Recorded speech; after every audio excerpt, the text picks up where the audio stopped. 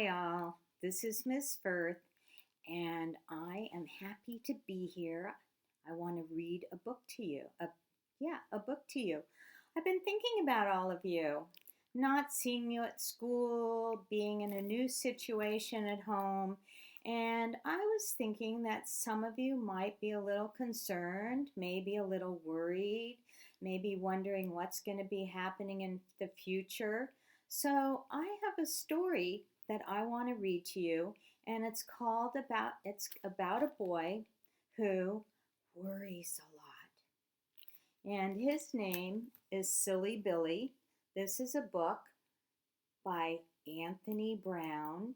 Now, if it has one name here on the title, do you remember what that means? Yeah, Anthony Browne is both the author and the illustrator. And I am reading this book to you today with permission from Candlewick Press. So let's see what Billy worries about. So here we go. Silly Billy, written and illustrated by Anthony Browne.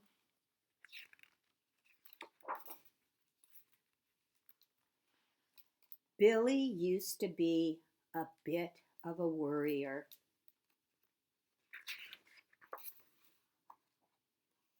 He worried about many things. He worried about hats.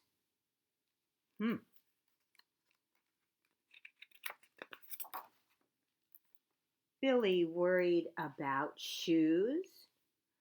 Billy worried about clouds.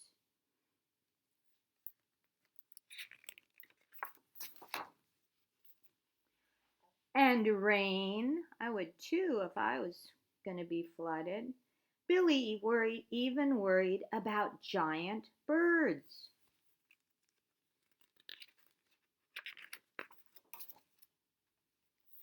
His dad tried to help. "Don't worry, son," he said.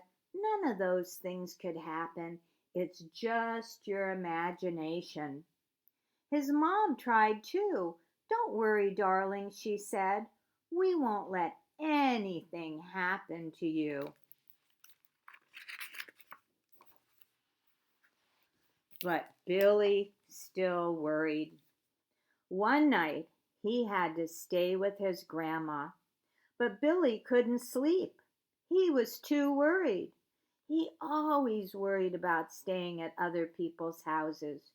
Billy felt a little silly, but at last he got up and went to tell Grandma.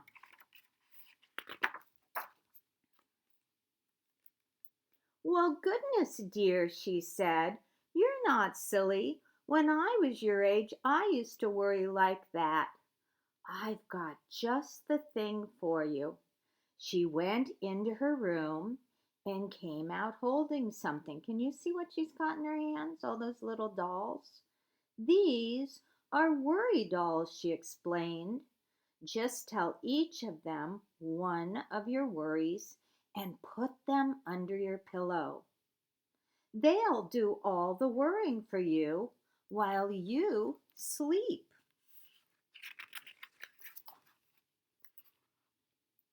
Billy told all his worries to the worry dolls.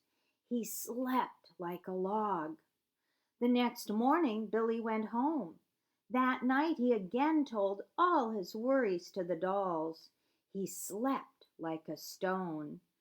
Billy slept well the next night and the night after that.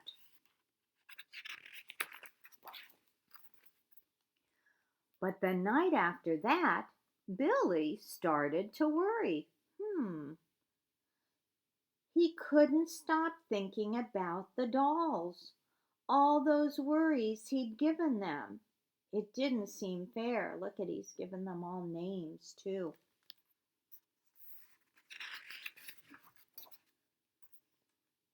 The next day, Billy had an idea. He spent all day working at the kitchen table. It was difficult at first. He made lots of mistakes. He had to start again many times. But Billy produced something very special. What do you think he's doing? He's been awfully busy. Let's see. Some worry dolls for the worry dolls. I love that. See all the little tiny dolls next to the bigger ones? That night, everyone slept well. Billy and all the worry dolls. And after that, Billy didn't worry very much at all, and neither did his friends. Billy made worry dolls for all of them. Oh, I like that story. Do you think that could work for you? So, let me tell you about these worry dolls. This is where it comes from. It says worry dolls are also known as trouble dolls, and they came from Central American country of Guatemala. I bet some of you are from Guatemala. Now, there's a legend about how these dolls got started, and they were created by a young Mayan sister and brother whose mother, a weaver of beautiful cloths, had fallen ill and was unable to produce cloth to sell at the market. They couldn't sell cloth, they couldn't buy food. The children decided to use their mother's scraps to make tiny dolls, which they put in pouches that they also made from the scraps. The daughter is said to have told her worries to a few of the dolls, only to awake the next morning feeling much less troubled. And when the children brought the dolls to the market the next day, they met a mysterious stranger with a tall hat who listened to the sister's story and then bought all the dolls.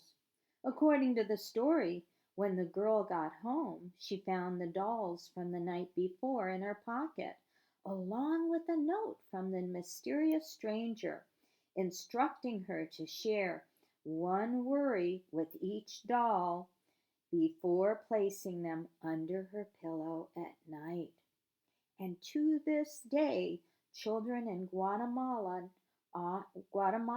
often trust their worry dolls to take away their worries as they sleep. And this custom has spread around the world. Now, I'm going to share with you a video that I found on YouTube about how to make your own worry doll with yarn and pipe cleaners. But maybe you don't have pipe cleaners or yarn at home. So what else could you do? I bet you could draw a doll on a piece of paper and you could cut it out and you could tell that doll your worries. Anything else that you could use? Maybe you have some Play-Doh at home.